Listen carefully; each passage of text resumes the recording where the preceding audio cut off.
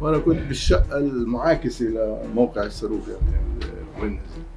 فالله ستر والحمد لله فيش إصابات عندنا، بس الضربة في العقارات في البيوت يعني صاب عندي الصاروخ اخترق سقف البيت وأرضية البيت وأرضية البيت اللي تحتيه، وصل يعني ثلاث مراحل الأرض، 3 بيوت.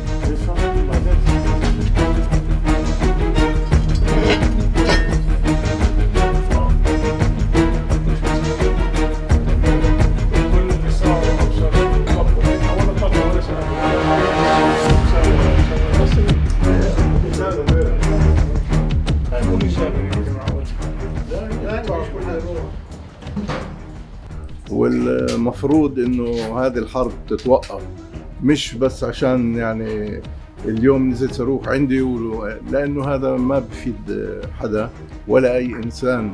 ممكن انه وعبر التاريخ كله كل حروبات العالم انتهت بالاخر على طاولة المفاوضات، فالمفروض انه هذه الحرب تتوقف اليوم قبل بكره.